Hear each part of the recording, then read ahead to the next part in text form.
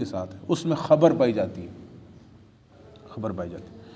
اور والکلام فی الشرع والقدر، اور جو شریعت اور قدر تقدیر سے تعلق ہے، تقدیر کو یہاں اس لیے ذکر کر دیا کیونکہ شریعت کا تقدیر سے گہرا رشتہ ہے، تعلق ہے، یعنی شرعی احکام کا تقدیر سے رشتہ ہے، ورنہ قدر بھی اصلاً خبر ہے، قدر بھی اصلاً خبر ہے، یہ بات تو آپ جانتے ہیں نا۔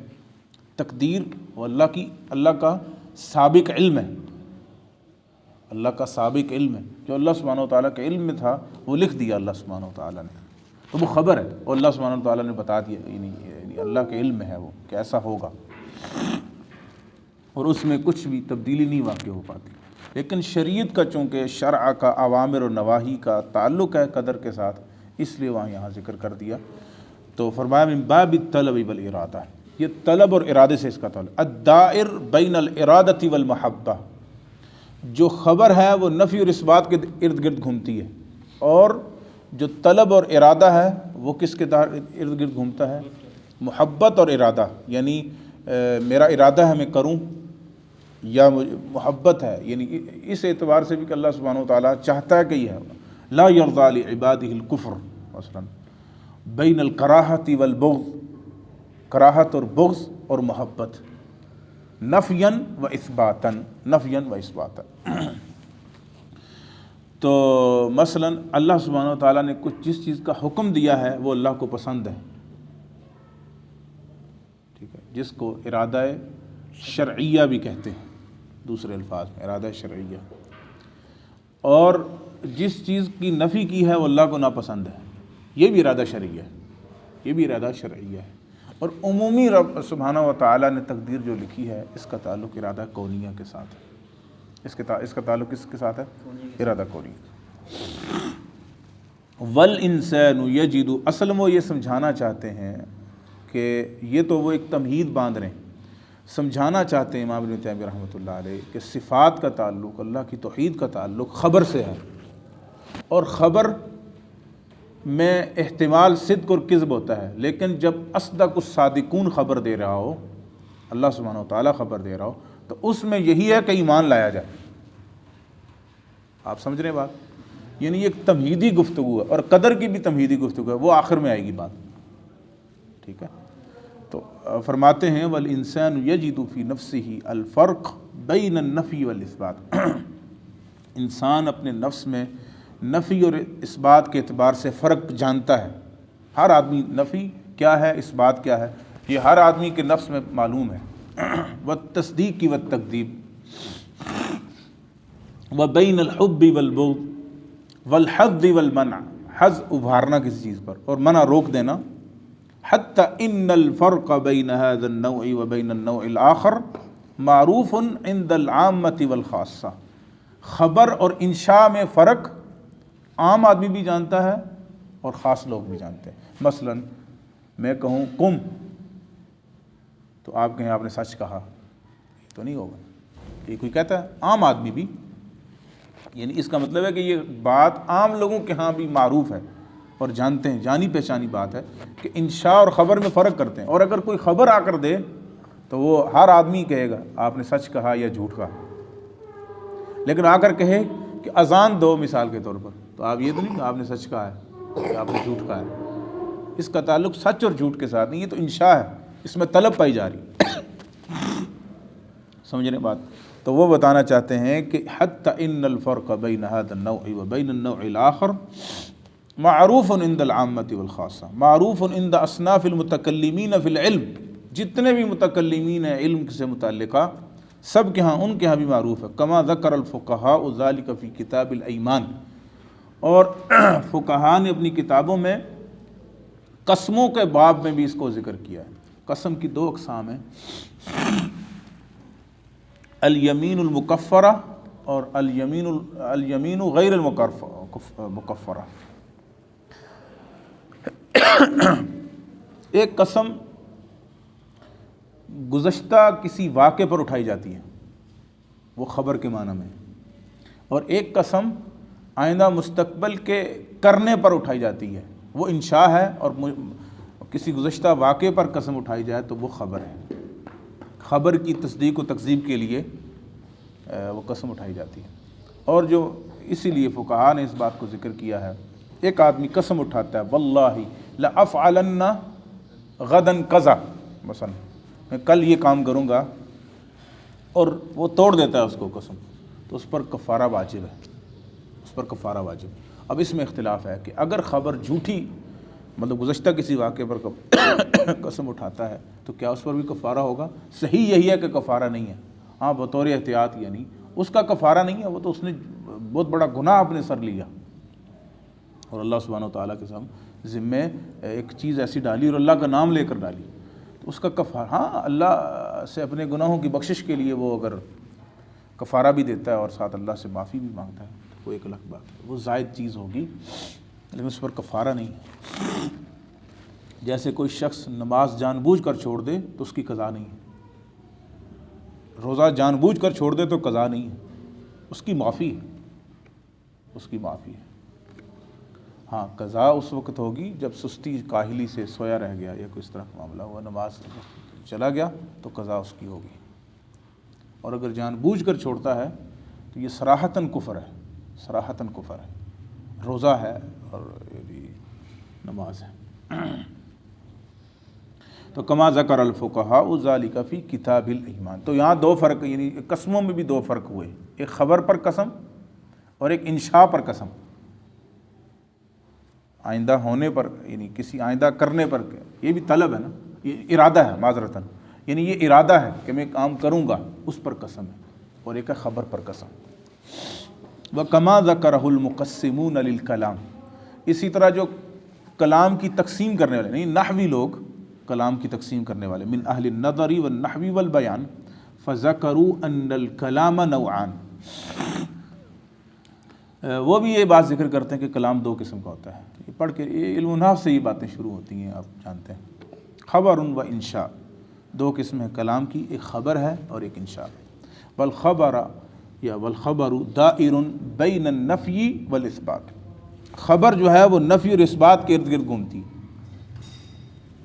یا نفی کی خبر ہوگی یا اثبات کی، اور پھر اس میں احتمال ہوگا سچ یا جھوٹ کا۔ والانشاء امر او نہی او اباحۃ، اور جو انشاء ہوتی ہے اس میں امر، نہیں یا مباح کسی چیز کا۔ وَإِذَا كَانَ كَذَلِكَ، اچھا یہ بات سمجھ لی جب آپ نے، یہ ایسے ہی ہے، فَلَا بُدَّ لِلْعَبْدِ أَن يُثْبِتَ لِلَّهِ مَا يَجِبُ إِثْبَاتُ لَهُ مِن صِفَاتِ الْكَمَالِ۔ دیکھیں نا، وہ تمہید باندھ کر اب سمجھانا چاہ رہے ہیں، کہتے ہیں جب معاملہ یوں ہے تو لازمی ہے ہر بندے کے لیے کہ وہ اللہ سبحانہ و تعالیٰ کے لیے ہر وہ چیز ثابت کرے جو اللہ سبحانہ و تعالیٰ نے اپنی صفات کمال میں ثابت کی ہیں، جو اپنی صفات کمال ثابت کی ہیں، ہر ایک پر لازم ہے بندوں پر کہ وہ اللہ سبحانہ و تعالیٰ کی صفات کمال کو ثابت کرے، کیوں؟ وہ خبر ہے۔ وَيَنْفِي عَنْهُ مَا يَجِبُ نَفْيُهُ عَنْهُ مِمَّا يُضَادُّ هَذِهِ الْحَالِ، اور ہر اس چیز کی نفی کرے، ہر اس چیز کی نفی کرے جس کی نفی کرنا واجب ہے، جو اس حالت کی متضاد چیزیں ہیں، جو اس حالت سے متضاد چیزیں ہیں، ان چیزوں کی وہ نفی کرے۔ ولا بد لہو، میرے خیال سے بیٹا آپ دیکھیں ذرا، ولا بد لہو فی احکامہ من ان یثبت خلقہ و امرہ، اور یہ بھی جاننا ضروری ہے، فی احکام، اس کے احکام ہے، من ان یثبت خلقہ و امرہ، کہ اس کی تخلیق اور اس کا حکم یہ ثابت کیا جائے۔ میں نے جیسے بتایا کہ احکام دو قسم کے ہوتے ہیں، احکام شرعی اور احکام کونی، احکام شرعی اور احکام کونی۔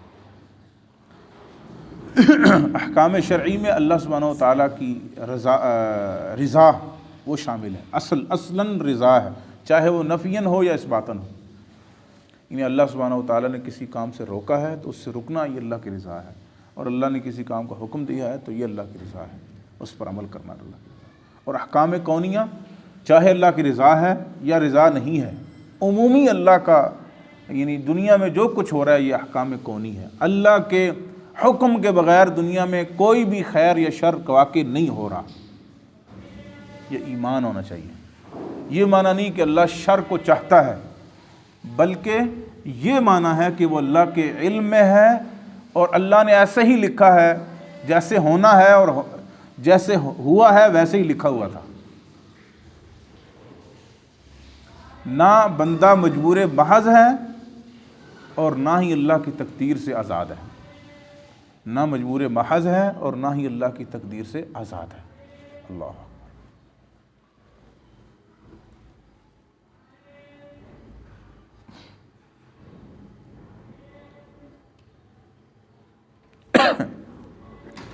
ایک بات میں کر دیتا ہوں، اچھا ہے ذرا انشاءاللہ۔ السلام۔ جو اللہ سبحانہ و تعالیٰ کے در سے دھتکارے ہوئے لوگ ہوتے ہیں، اور ان کا دھتکارنا آپ دیکھتے ہیں بہت عرصے بعد ظاہر ہوتا ہے، مثلا زندگی کے 40 سال کے بعد، 50 سال کے بعد وہ ایسے کلمات بولتے ہیں اپنی زبان سے جس سے ظاہر ہوتا ہے کہ یہ یعنی کتنی بڑی بات کر رہے ہیں۔ ان کی فطرت میں یوں تھا، اصل میں وہ اچھے ہو بھی نہیں سکتے تھے۔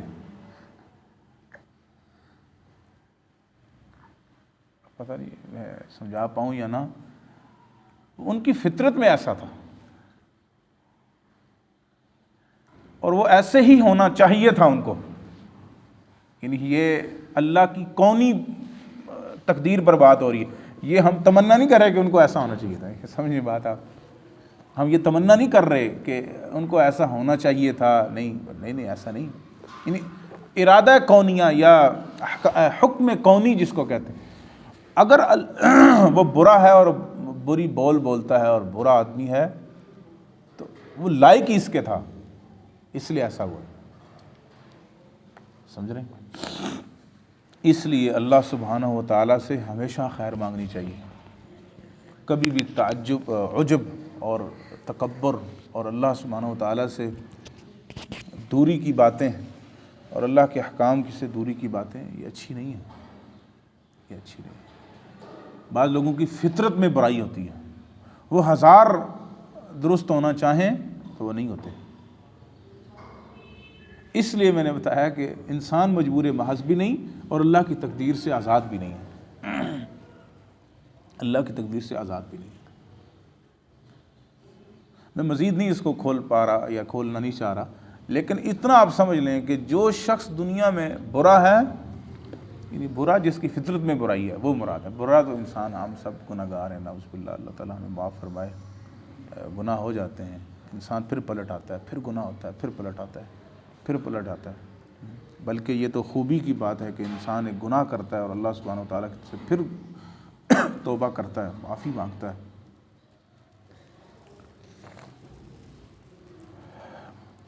ایک دفعہ ڈاکٹر عبدالرشید اظہر رحمہ اللہ رحمۃ واسعہ، بڑی شخصیت، ادھر ایک دفعہ ریاض الجنہ مسجد ہے ادھر، یہاں درس دینے آئے تھے، مجھے یاد ہے، میں خود وہاں گیا۔ انہوں نے ایک بات کہی اور بہت اچھی بات تھی کہ اللہ سے جب بھی مانگیں تو آپ کی دعاؤں میں افتقار ہونا چاہیے، فقیری ظاہر ہونی چاہیے، فقیری ظاہر ہونی چاہیے۔ انہوں نے پھر اس کی مثال دی، کہا اللہم سے دعا کرنا جائز ہے دعا، لیکن اللہم میں آپ کی عبادت کا ظاہر ہو رہا ہے کہ آپ اللہ کو الہ مان رہے ہیں اور آپ اللہ کی عبادت کر رہے ہیں، الہ مان رہے ہیں۔ لیکن جب آپ ربنا کہتے ہیں تو آپ رب تعالیٰ کو رب مان رہے ہیں، اس کو پالنے والا مان رہے ہیں، اس کو مالک مان رہے ہیں، اس کو رازق مان رہے ہیں۔ یہ معنی نہیں کہ اللہم سے دعا نہیں ہو سکتی، بلکہ کبھی کبھی عمل کا وسیلہ ہے ہی یہ ہے۔ عمل کا 3 وسیلے کی 3 اقسام ہے نا، ان میں سے ایک عمل کا وسیلہ، تو وہ کیا ہے؟ وہ یہی ہے نا کہ انسان اپنے عمل کو، یا اللہ میں نے تیری ذات کے لیے کیا تھا، تجھے خوش کرنے کے لیے۔ لیکن یہ اعلیٰ درجہ ہے دعا، یہ دعا کا کوئی عجیب انداز ہے۔ جیسے نبی صلی اللہ علیہ وسلم نے اللہ سے جب بدر ہوا نا تو اللہ سے کیا دعا کہ اللہم ان تہلک ہذہ العصابہ لا تعبد فی الارض، یہ وہ انداز بدل گیا دعا کا کہ یا اللہ اگر آج یہ شہید ہو گئے نا، سارے مارے گئے، بس پھر دنیا میں تیری عبادت کرنے والا کوئی نہیں ہوگا۔ انداز ہی بدل گیا نا دعا کا۔ یہ دعا کا انداز ہونا چاہیے۔ کبھی کبھی یہ مثلا یا اللہ اگر ہم توحید والے تو ہماری نہیں مدد کرے گا تو پھر کس کی کرے گا. یہ انداز وہ کہتا نا یہ اللہ کے لیے. وہ آپ صوفی عبداللہ صاحب کی دعائیں پڑھیں نا, مولانا صوفی عبداللہ صاحب کی دعائیں, اور اس طرح ایسے جیسے اللہ سبحانہ تعالیٰ سے باتیں کر رہے ہوں, گفتگو ہو رہی ہے. اور یہ ایسا درجہ آتا ہے کہ انسان اللہ سے بے تکلف ہو جاتا ہے. اس کا مطلب نہیں کہ ادب نہ رہے, یہ معنی نہیں ہے, لیکن بے تکلف کا معنی یہ ہے کہ پھر بس یا اللہ تو نہیں دے گا تو پھر کس سے مانگو, تیرا ہی در ہے.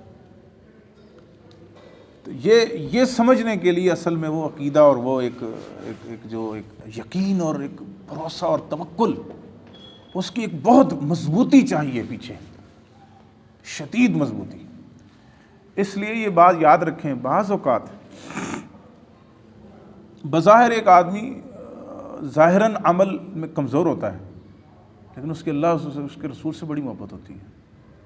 اور آپ نے بھی معاشرے میں ایسے لوگوں کو دیکھا ہوگا. صحیح بخاری میں ایک روایت ہے, ایک شخص بار بار شراب پی کر آ جاتا, اس کو مار پڑتی, بار بار پڑتی. چوتھی دفعہ جب لایا گیا تو غالباً خالد بن ولید یا حضرت عمر نے غالباً اس کو برا بھلا کہا کہ کیا روز ہمیشہ شراب پی کے آ جاتا ہے اور یہ مار کھاتا ہے. تو اللہ کے رسول نے فرمایا اس کو برا بھلا نہ کہو, یہ اللہ اور اس کے رسول سے محبت کرتے ہیں. اس لیے بڑی گہری فکر اور نظر ہونی چاہیے بندوں پر حکم لگاتے ہوئے. داڑھی رکھنا فرض ہے, اس میں کوئی شک شبہ نہیں ہے, لیکن اگر ایک شخص بغیر داڑھی کے ہے تو اس پر حکم صادر کرنے سے قبل بہت محتاط ہونا چاہیے. حکم ایک الگ قواعد اور ضوابط کا متقاضی ہے, اور یعنی کسی شخص پر حکم کی بات کر رہا ہوں, اور عمل پر حکم لگانا وہ الگ قواعد اور ضوابط کا حکم. یعنی عمل اور شخصیت, عمل اور عامل میں فرق ہے, عمل اور عامل میں فرق ہے. عمل کفریہ ہو سکتا ہے, لیکن عامل عین ممکن ہے کہ ابھی کافر نہ ہوا ہو, یا کافر ہو چکا ہو اللہ سبحانہ و تعالیٰ کے نزدیک, لیکن ہمارے سامنے اس کے کفر کو ثابت کرنے کے لیے ضوابط چاہیے, شرائط چاہیے, اور یعنی اصول اور قواعد چاہیے, تب جا کے وہ کافر قرار پائے گا. یعنی معاشرے میں عین ممکن ہے وہ اللہ کے یہاں کافر قرار پا چکا ہو, اور عین ممکن ہے نہ کافر قرار پایا ہو, لیکن عمل کفر ہوگا. کیوں؟ عمل کے لیے تو واضح نصوص ہیں نا, واضح نصوص ہے. اس کا یہ مطلب نہیں کہ داڑھی کاٹنا جائز ہے, نعوذ باللہ من ذالک, داڑھی کاٹنا حرام ہے, حرام ہے واضح طور پر. اسی طرح اور بھی جیسے ایک شخص, دو ساتھی تھے نا, صحیح بخاری میں پڑھا ہوگا آپ نے, ایک دوسرے کو کہتا تھا تو نہ اللہ کی نافرمانی کیا کر, نہ اللہ کی نافرمانی کیا کر, نہ کیا کر. تو وہ بڑا اس کو, تو ایک دن پھر اس نے نافرمانی کی, اس نے کہا اللہ تجھے کبھی نہ بخشے. اللہ کو غیرت آ گئی, تو کون ہوتا ہے کہ میرے افعال پر یا جو میں عمل کرتا ہوں اس پر تو وہ کرتا ہے. اس لیے فرق جانے بیٹا, یاد رکھیں, توجہ کریں ذرا. کسی کو آپ نے دیکھا ہوگا نا, بڑے بڑے جب سرغنے مر جاتے ہیں یہاں اہل بدعہ میں سے, تو لوگ فلاں شخص واصل جہنم ہو گیا پڑھتے ہیں نا. ایک شخص کو حتیٰ کہ مشرک بھی قرار دے دیں آپ, مسلمانوں کی بات ہو رہی ہے, مسلمان معاشرے میں, اس کو جہنمی قرار دینا اس کے لیے کافر قرار دینے سے بھی زیادہ ضوابط ہیں. سمجھ رہے بات؟ اس کے لیے کافر قرار دینے سے بھی زیادہ ضوابط ہیں. جہنمی قرار دینا مطلب ہمیشہ کے لیے جہنم رسید کرا رہے ہیں نا آپ اس کو. تو خیر یہ دوسری طرف بات چلی گئی. یہ بہت محتاط رویہ اس میں اپنایا جائے گا. لا الہ الا اللہ. بات ہماری کہاں سے نکلی تھی؟ ہاں جی, احکام شرعیہ. تو جو اگر برا شخص ہے تو وہ اسی لائق تھا کہ وہ برا ہو, تو وہ خارج نہیں ہے اللہ کی تقدیر سے, نکلا ہوا نہیں, خارج نہیں. اور نہ ہی اس پر جبر ہے کہ جو لکھا ہوا ہے ہونا تو وہی ہے جو لکھا ہوا ہے، لیکن وہ جبر کے لیے نہیں لکھا گیا، اس نے کرنا ہی ایسے تھا، اس نے کرنا ہی ایسے تھا، اور وہ تقدیر سے خارج بھی نہیں اور نہ ہی وہ مجبور محض ہے، وہ تقدیر سے آزاد بھی نہیں اور نہ ہی وہ مجبور محض ہے، وہ لکھے ہوئے سے آزاد نہیں ہے، لکھے ہوئے سے آزاد نہیں ہے اور نہ ہی وہ مجبور محض ہے، مختار بھی ہے اور اللہ کے ہاں جو اس کی تقدیر ہے اس کا پابند بھی ہے۔ ٹھیک ہے جی۔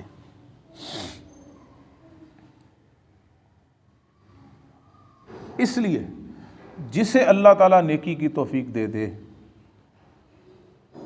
آپ خود سوچیں اللہ نے اس کے ساتھ کتنی بھلائی کی ہوئی ہے، نہیں سمجھے آپ بات، آپ کو بات میری سمجھ آئی؟ جو بھلائی کے راستے پر چل پڑا ہے، آپ سوچ نہیں سکتے کہ اس کے پیدا ہونے سے بھی پہلے اللہ نے اس کے حق میں بھلائی لکھ دی تھی؟ یہ اللہ کی محبت ہے کہ نہیں؟ مولانا بتائیں نا آپ سمجھ آئی میری بات میں کیا کہنا چاہ رہا ہوں؟ اور جس کے حق میں جو برا ہے اور برائیوں پر برائیاں اور بغاوتوں پر بغاوت، وہ کتنا برا ہے کہ اللہ نے اس کے حق میں برائی لکھ دی تھی۔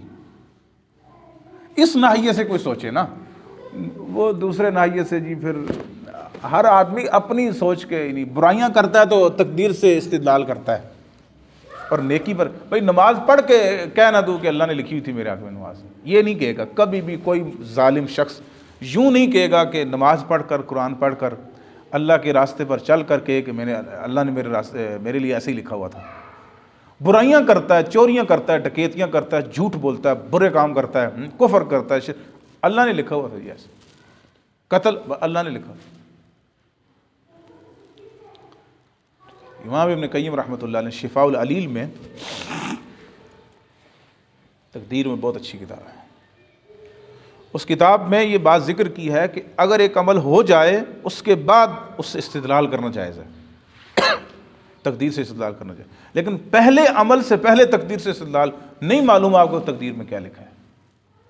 عین ممکن ہے کہ قریب پہنچ کر آپ کے لیے سب کچھ ہی بدل جائے۔ ایسا ہوتا ہے نا، انسان بڑے پختہ ارادے کرتا ہے اور جب قریب ہی پہنچتا ہے تو سارے اسباب چھٹ جاتے ہیں، دیکھتا ہی رہ جاتا ہے آدمی کیا ہوا۔ لطیفہ ہی ہے نا مشہور کہ وہ خامد نکلا نا گھر میں پیسے لے کر، بیوی نے کہا بکرا لینے جا رہا تھا عید کا، تو کہا انشاءاللہ کہہ دو، کہا انشاءاللہ کی کیا ضرورت ہے، پیسے جیب میں ہیں۔ وہ جب گیا تو پنڈی پہنچا تو کسی نے جیب ہی کاٹ لی، تو جب یہ جیب کاٹی تو سودا ہو گیا، تو جب جیب دیکھنے لگا تو جیب تو کٹی ہوئی تھی، تو واپس آیا تو دروازہ کٹکایا، کون ہے؟ اس نے نام بتایا، ہاں بھائی لے آئے ہو؟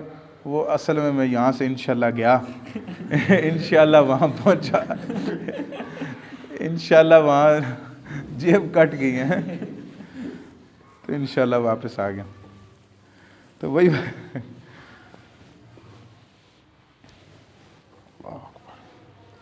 اس لیے اس شخص کو ہر لمحے شکر گزار رہنا چاہیے جو اللہ کے راستے پر ہے، خاص طور پہ علم کے راستے پر ہے۔ آپ لوگ بہت مبارک ہیں بیٹا جی، بہت مبارک ہے۔ من سلک طریقا یلتمس فیہ علما سہل اللہ بہ طریقا الی الجنہ، یہ تو جنت کا راستہ ہے۔ کاش کہ ہم اس میں نیک نیتی اور اخلاص اور ہمت اور توفیق سے چلتے رہ جائیں اور اللہ سے خیر مانگتے رہ جائیں۔ یہ بہت بڑا راستہ ہے، اس میں کتنی بڑی بھلائی ہے رب تعالیٰ کی طرف سے۔ مجھے یاد ہے جب ہم پڑھا کرتے تھے دوسری یا تیسری کلاس میں، تو ہمیں ایک استاد تھے ہمارے، بہت قابل آدمی تھے، شیخ عطاء الرحمن، چلے گئے بعد میں جامعہ سے۔ آواز ان کی قدرتی دھیمی تھی، قدرتاً آواز دھیمی تھی، تو بعض طلباء نے کہا، ان میں بھی تھا، کہ شیخ دعا کریں اللہ تعالیٰ ہمیں اپنے دین کے لیے چن لے۔ کہا ٹھیک ہے یہ دعا تو ٹھیک، لیکن اللہ نے آپ کو چن لیا نا، آپ پڑھ رہے ہیں ابھی، آپ ابھی میدان میں اللہ سے خیر مانگیں۔ تو بہت قابل تھے، ہمیں بلوغ مرام پڑھاتے ہوئے انہوں نے ایسے نوٹس لکھوائے تھے جیسے کوئی ترمذی اور صحیح مسلم پڑھنے والا ہے. وہ نوٹس ابھی بھی میرے پاس کاپیوں میں محفوظ ہیں. ایک ایک مسئلے پر یعنی نہ جانے کتنے کتنے اقوال اور دلائل. مجھے یاد ہے بعض جماعت نماز کی فرضیت پر 15 دلائل انہوں نے لکھوائے تھے. اور اس طرح یعنی اور بھی الحمدللہ بہت حنیف صاحب کے بیٹے شاید آپ جانتے ہوں مروہ مسجد میں نمازی. خیر چلے گئے جامعہ سے. جامعہ میں چلو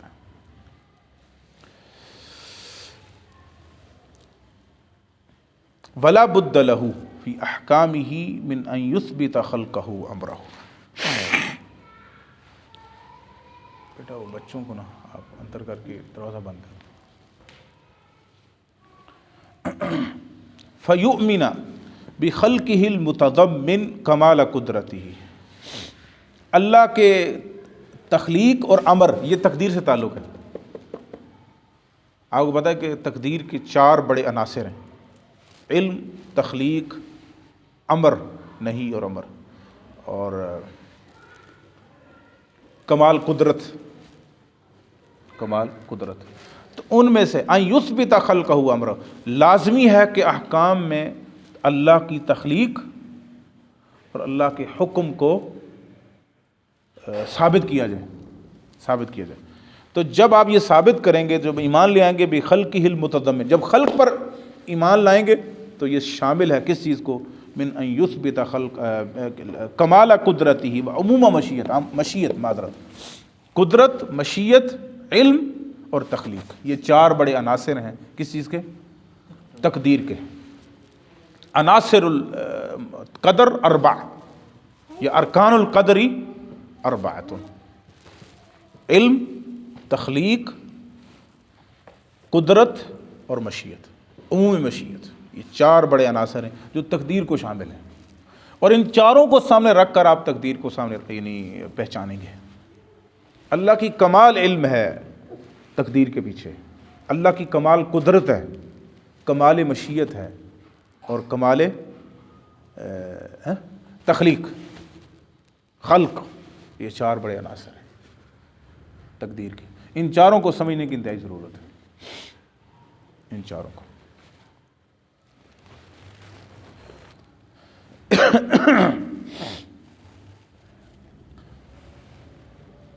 تو جب آپ اللہ کی تخلیق پر ایمان لائیں گے تو وہ اللہ کی کمال قدرت پر کو بھی شامل ہے اور عموم مشیت کو بھی شامل ہے. عموم مشیت جتنی بھی اللہ تعالیٰ نے تخلیق کی ہے اس میں مشیت ہے اللہ سبحانہ و تعالیٰ کی، ٹھیک ہے، اور ان کے افعال کی.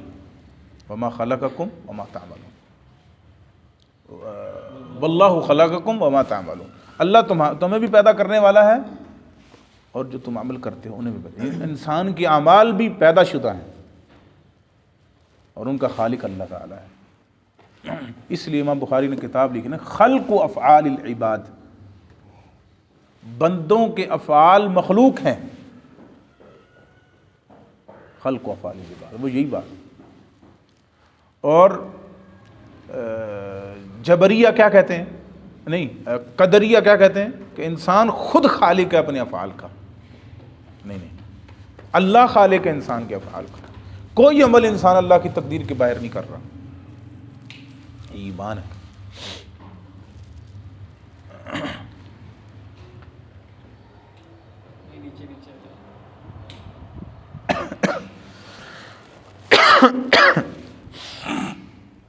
اچھا جی، تو جب آپ اللہ تعالیٰ کی تخلیق پر ایمان لائیں گے تو وہ شامل ہے کمال قدرت کو اور عمومی مشیت کو. وَيُثْبِتَ عَمْرَهُ الْمُتَضَمِّن بَيَانَ مَا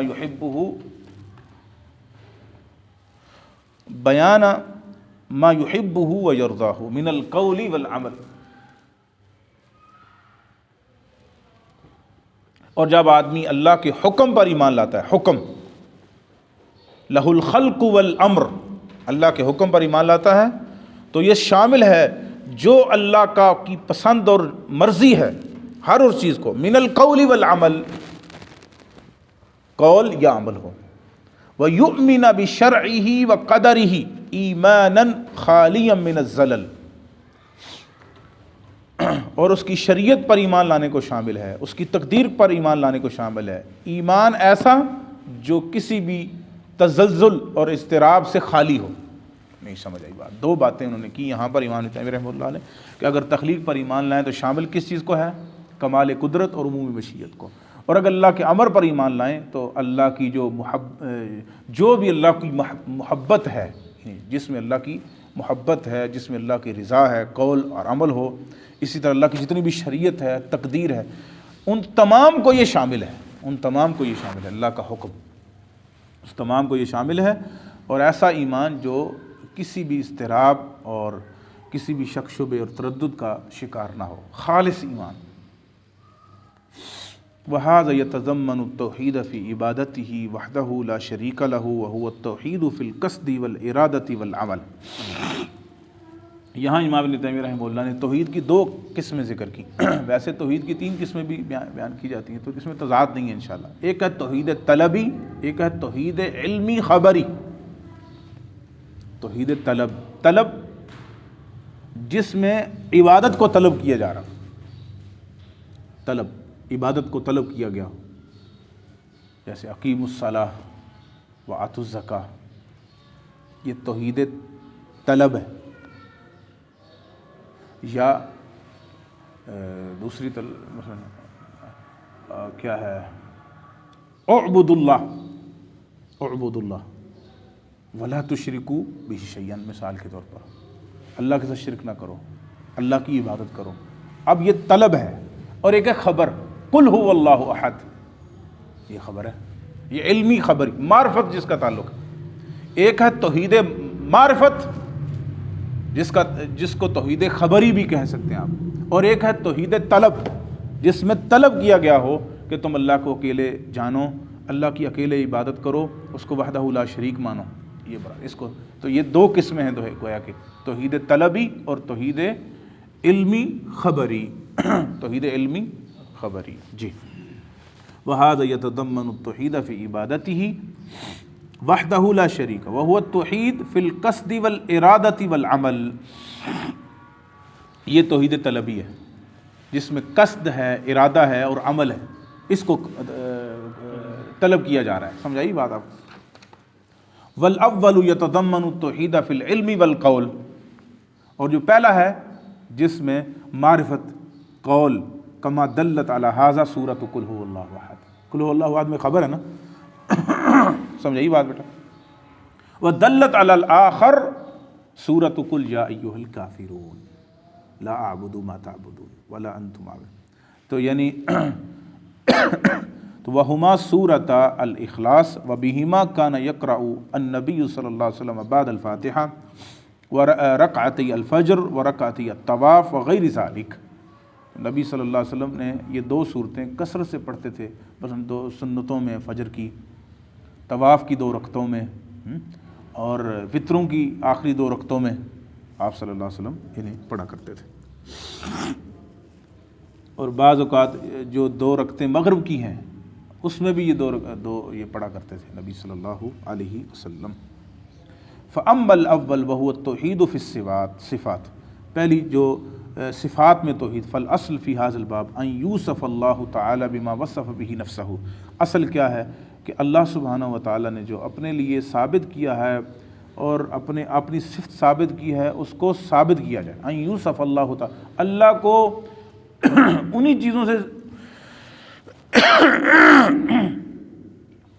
چیزوں سے موصوف کیا جائے جن چیزوں سے اللہ سبحانہ و تعالی نے خود کو موصوف کیا ہے۔ وَبِمَا وَصَفَهُ بِهِ رُسُولُهُ نَفْيًا وَإِثْبَاتًا، یا اور اسی طرح اللہ کے رسولوں نے جو اللہ سبحانہ و تعالیٰ کو موصوف کیا ہے، متصف کیا ہے، نفیاً یا اثباتاً، یعنی جو تنزیہ کی ہے اللہ سبحانہ و تعالیٰ سے یا ثابت کیا ہے ان پر ایمان لایا جائے۔ فَيُثْبَتَ لِلَّهِ تَعَالَى مَا أَثْبَتَهُ لِنَفْسِهِ، اور اللہ سبحانہ و تعالیٰ کے لیے وہ ثابت کیا جائے جو اللہ سبحانہ و تعالیٰ نے اپنے لیے ثابت کیا ہے۔ وَيُنْفَ عَنْهُ مَا نَفَاهُ عَنْ نَفْسِهِ، اور ہر اس چیز کی نفی کی جائے جو اللہ نے اپنے لیے نفی کی ہے۔ وقد علم ان طریقۃ سلف الامہ و ائمتها، اور یہ بات جانی گئی ہے، یقیناً جانی پہچانی ہے کہ سلف امت اور ان کے ائمہ کا طریقہ کار کیا ہے، اثبات ما اثبتہ لنفسہ من الصفات، کہ وہ اللہ سبحانہ و تعالیٰ کی صفات کو جو اللہ نے اپنے لیے ثابت کی ہیں ان کو ثابت کرتے ہیں، من غیر تکییف ولا تمثیل ومن غیر تحریف ولا تعطیل۔ اس کی تفصیل الحمدللہ آپ جانتے ہیں اور پیچھے گزر چکی ہے کئی دفعہ، کہ بغیر کیفیت بیان کیے، بغیر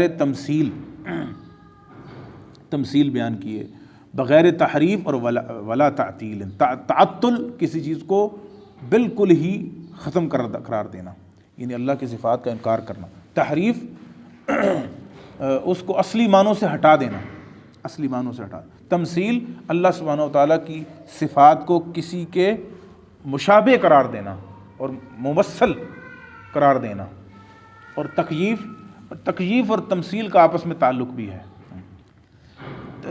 کسی کو ممثل قرار دیں گے تو وہ کیفیت بھی بن جائے گی نا، وہ کیفیت بھی ہوگی کہ فلاں کی طرح ہے، ٹھیک ہے۔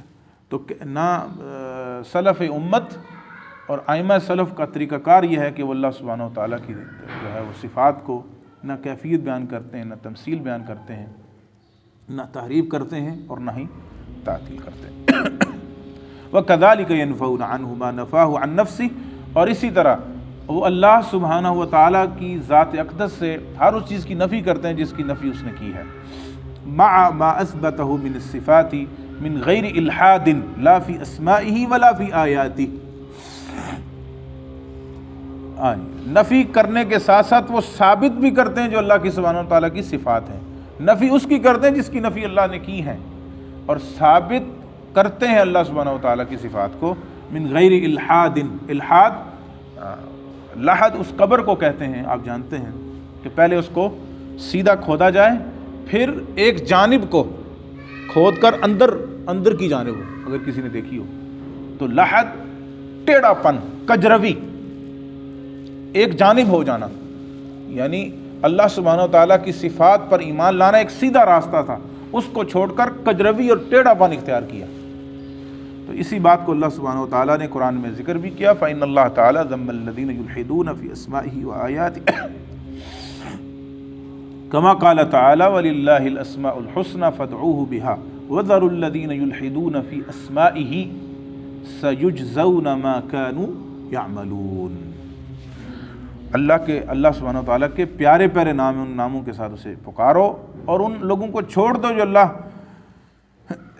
اس کے ناموں میں الحاد کرتے ہیں، سیجزون ما کانوا، وہ عنقریب جزا پائیں گے جو وہ عمل کرتے ہیں۔ ان الذین یلحدون فی آیاتنا لا یخفون علینا، جو اللہ کی آیتوں میں یعنی ہماری آیتوں میں الحاد سے کام لیتے ہیں وہ ہم پر مخفی نہیں ہیں۔ افمن یلقی فی النار خیر ام من یأتی آمنا یوم القیامہ اعملوا ما شئتم انہ بما تعملون بصیر۔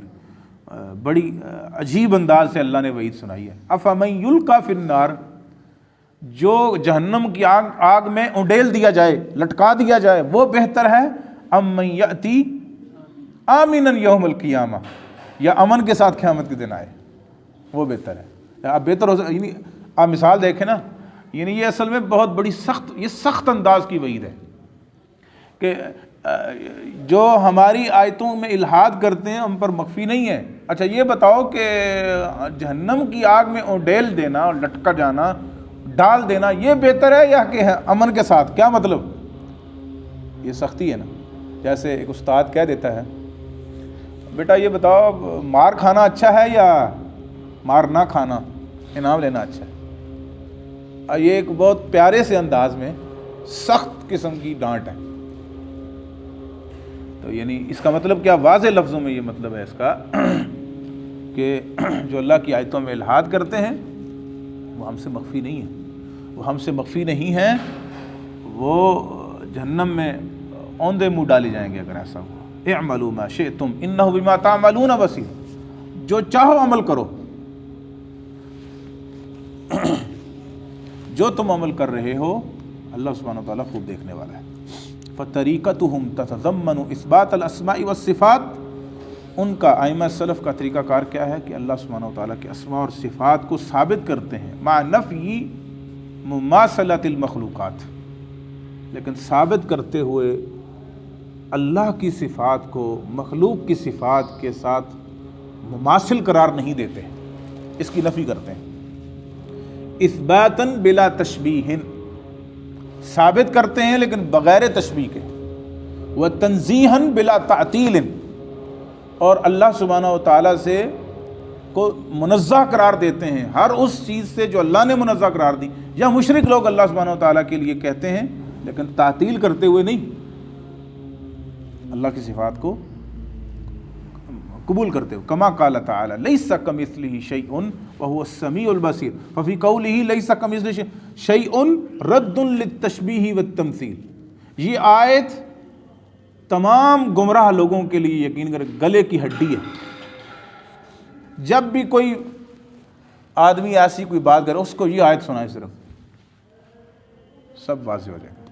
مثلا مشبہہ اور ممثلہ کیا کہتے ہیں کہ اگر ہم نہیں، وہ کیا کرتے ہیں، اللہ سبحانہ و تعالیٰ کی صفات کو مخلوق کی صفات کے مشابہ قرار دیتے ہیں، تو ان کے حق میں کیا ہے، لیس کمثلہ شیء، اللہ کے مثل کوئی ہے ہی نہیں، تو پھر تشبیہ کیسے لازم آئے گی، تمثیل کیسے لازم آئے گی۔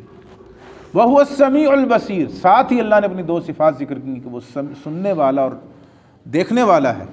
یہ معطلہ کا رد ہے، جہمیہ کا رد ہے، الہادیوں کا رد ہے، جو اللہ سبحانہ و تعالیٰ کو لیس کمثلہ شیء پڑھ کر کہتے ہیں کہ اللہ کی صفات کسی کی مشابہ نہیں، لہذا اگر ہم مانیں کہ اللہ کی صفات کسی ایسی اور ایسی ہیں اور ایسی ہیں تو پھر تو مخلوق کے مشابہ قرار پائیں گی، تو لہٰذا اللہ کی صفات ہی نہیں ہے، معطلہ۔ تو اللہ نے واضح آگے فرمایا وہ السمیع، کیوں نہیں صفات ہیں اللہ کی، اللہ سننے والا ہے اور دیکھنے والا ہے۔ تو یہ رد ہے، ایک ہی وقت میں اللہ تعالیٰ نے دو متضاد نظریوں کا رد کیا، لیس کمثلہ شیء وہو السمیع البصیر۔ سبحانک اللہم و بحمدک، اشہد ان لا الہ الا انت، استغفرک۔